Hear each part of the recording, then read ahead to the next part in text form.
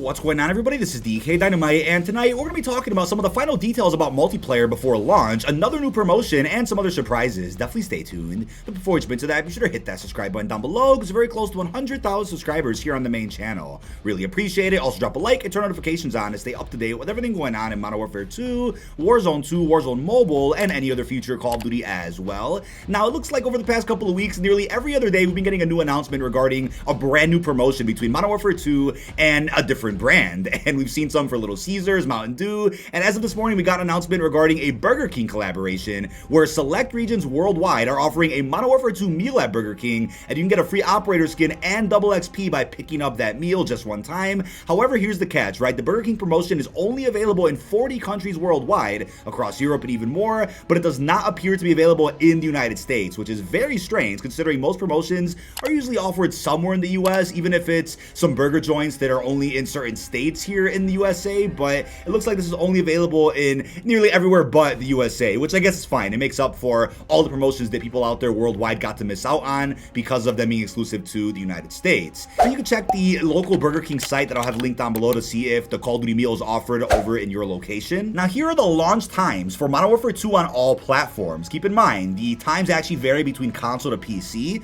So for PlayStation and Xbox, it'll be October 27th, 4 a.m. Pacific to 9 p.m. Pacific, which is the regional rollout for those platforms. And if you have a New Zealand copy of Modern Warfare 2, whether it's physical or digital, they'll be able to start playing many hours before people out there in the United States can. So keep in mind, if early gameplay starts leaking out from New Zealand, that's why. They just get the game early. But the thing is, if Spec Ops works like it did in MWII, then it probably won't be possible to even film Spec Ops. Multiplayer will likely be offline, but again, that's subject to change. We'll have to wait and see how the servers are going to work when the New Zealand copies begin rolling out for Modern Warfare 2 digitally, or if people out there have physical discs from that country. But for Battle.net and Steam and just PC altogether, the full game rollout is October 27th, 9 p.m. Pacific. So about 5 hours after the regional rollout is for console is when PC will finally start getting that. And obviously, PC is digital only. There are no physical copies possible you can get on your PC. So you have to wait until the regional rollout just happens. So people out there on console will likely have a bit of an advantage with playing this game early. Now, physical copies of Modern Warfare 2 are also circulating, as you've probably seen images of, but when it comes to the game box itself, it does say in bold and legal language, Call of Duty HQ and COD Warzone 2.0 are included.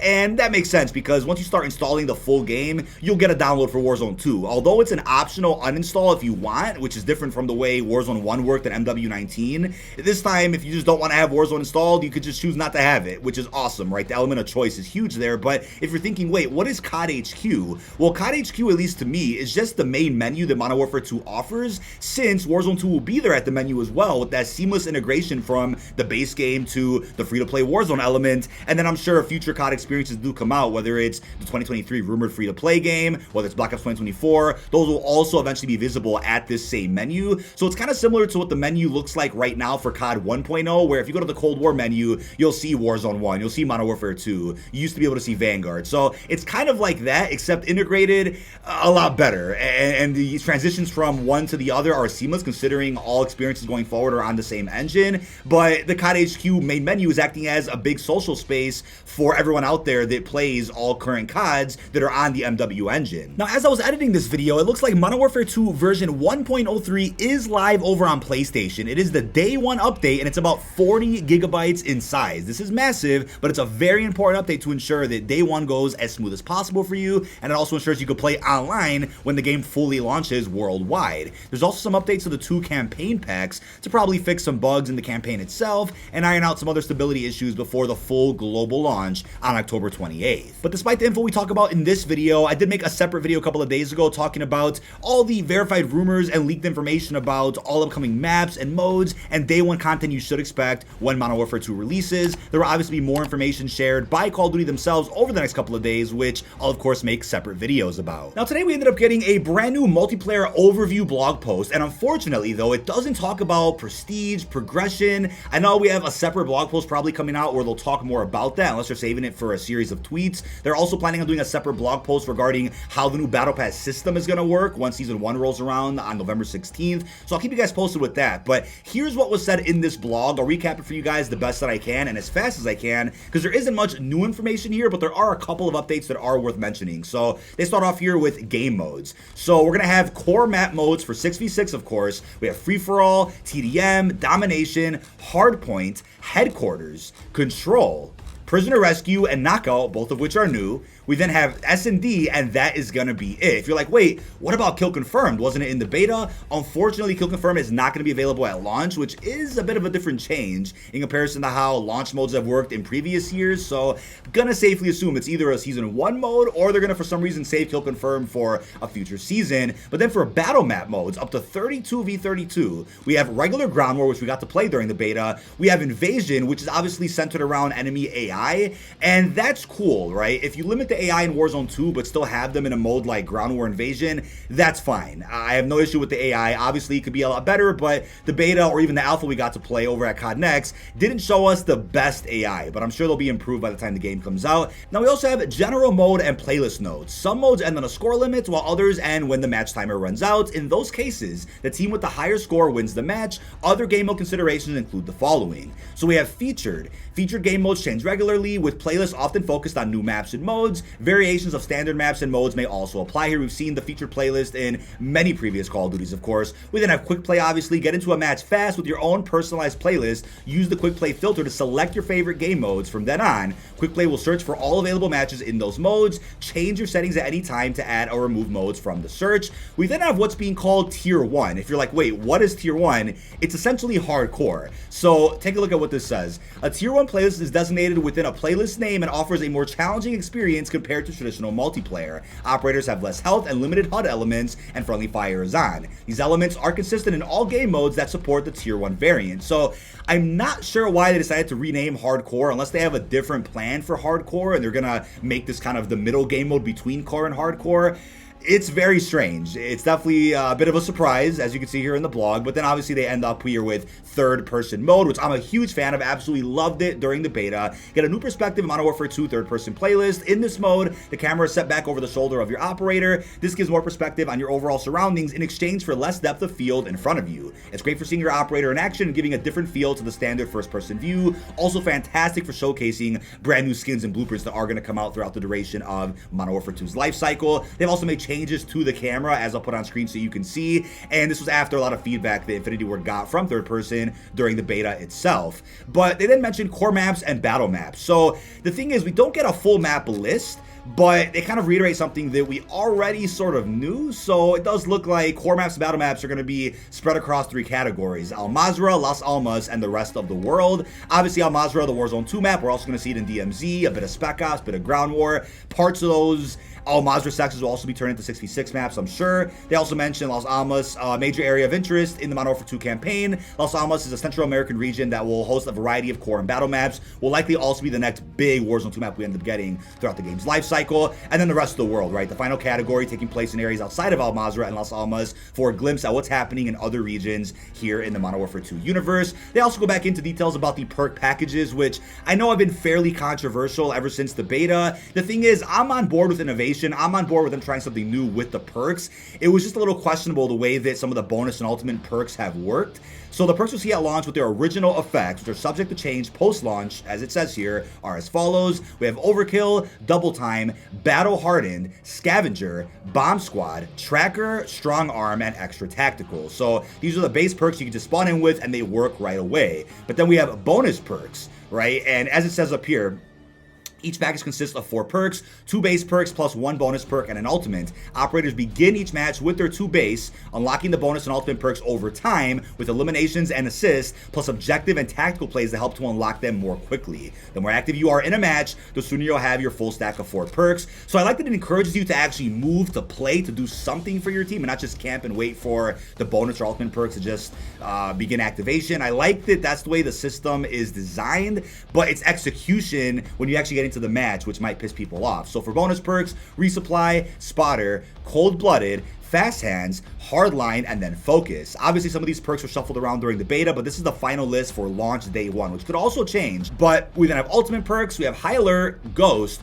Quick Fix, Overclock, Survivor, and then Bird's Eye. This will be a list of perks that take you the longest to earn based on how you're playing in your match, based on how much time has passed. Bird's Eye is obviously going to be the closest to a classic minimap you're going to get in Modern Warfare 2 multiplayer, despite there being a feature in custom game settings to be able to turn on a classic minimap. Despite the fact that competitive and ranked will likely have a classic minimap, it looks like regular online multiplayer and just casual gameplay will not offer that classic minimap, but Bird's Eye will be a bit of a solution for that. But yeah, those are all the perks. But then for field upgrades, here's an updated list of all of them. So field upgrades are invaluable tools that offer an array of strategic advantages. They charge over time throughout the match, with some charging faster or slower depending on their utility and power. At rank 45 though, you get the option to equip 2 field upgrades at the cost of a slow recharge rate on each. We have a tactile camera. We then have the inflatable decoy, which is really damn cool. You can fall for that really easily. We have the DDoS attack, which is like the EMP. We have deployable cover, which we had in MW19. The trophy system, of course. Thank God that's coming day 1, and it's not something you have to wait till like season 4 to get, because it's silly seeing that on a roadmap, right? I'm talking about you, Vanguard. We then have Dead Silence. So temporarily make your footsteps silent. Gun melee and throwing knife kills refresh duration. A perfect fit for stealth loadouts, but they just have to change up the way the animation works. When you actually call it in, that should not make noise. That defeats the purpose of Dead Silence altogether. So hopefully they fix that, because the animation kind of nerfs the field upgrade itself, but being able to hear that animation to me is a big problem. But we then have the munitions box, so a typical field upgrade from MW19, Warzone 1, and we then have the loadout drop, which people out there don't know much about, but as it says, call in a team-based loadout crate with limited uses. It was in the beta, but not many people used it. Each player can use it only once, ideal for swapping loadouts mid-life, getting an extra primary weapon without burning a basic perk for overkill, or just being kind to operators. Great in ground war when operators are expected to live longer lives and switch roles as the situation demands. Yeah, you can run out of ammo, you want to switch your weapon up to maybe a sniper or a shotgun, depending on what match you're in, and it's kind of like one-man army just in a new way here for MW2 2022. We have the portable radar, which is also in the beta, attack insert, which I'm not surprised about, and then battle rage, which is kind of like the battle rage we already have in Warzone 1 right now, that stim shot you could pop and then you go on a rampage but you're super loud. We have the recon drone, and we have the smoke airdrop, which could prove to be useful. We have a suppression mine, which is fun to use in the beta, and then the anti-armor round, so I guess like FMJ, grants weapons ammo that applies bonus damage against armored targets. This includes vehicles, equipment, body armor, and targets behind penetrable cover. So great for big modes like ground war, of course, but then for kill streaks. So you can choose 3 kills to take into the match, each requiring a certain streak of eliminations to deploy. I absolutely love the fact that you can switch between score streaks and kill streaks in this game. That's what I love the most about MW2 multiplayer. The element of choice, the variety being offered with this Call of Duty is unmatched compared to any previous iteration of COD, which I love. So we have the UAV at 4 kills, 500 score, bomb drone, remote control drone with attached C4 charge after activating the bomb drone. It could be flown anywhere in the playable area. And then we have bomb drones that are most effective against tightly packed groups or as a deterrent near objectives. So those are 2 in the same category. For 5 kills or 625 score, we have the counter UAV, the cluster mine, and even a care package. For 6 kills, 750 score, we have the precision airstrike, the cruise missile, and the mortar strike, which is awesome. So I got some nice images there of these streaks. For 7 kills, 875 score, the sentry gun and the SAE. SAE is a super precision airstrike, as it has an additional jet and the ability to control the path of each strike. There's a slight delay between when the jets are called in and when they make impact, but even with that small window, the SAE is a relatively accurate triple strike. And then for 8 kills, 1000 score, the VTOL jet, the Overwatch Hilo, and then the Wilson HS. Some really cool streaks there, as you can see right there. Pretty self-explanatory. 10 kills, 1250 score. We have the Stealth Bomber, which you've seen in previous Call of Duties, the Chopper Gunner, and the Emergency Airdrop, which does prove to be useful when you want a couple extra care packages that could probably give you some really good streaks. For 12 kills or 1500 score, we have the Gunship and then the Advanced UAV, as expected. Great to see these coming back, of course. Saw most of them in the beta. And then lastly, for 15 kills or 1875 score, the Juggernaut. So once earned, Juggernaut care package marker can be dropped anywhere on the map like a standard care package. So beautiful new image there of the lad himself. And obviously at 30 kills, you'll get the nuke. There wasn't a nuke during the beta, but I have no doubt in my mind there'll be one during the full launch of Modern Warfare 2.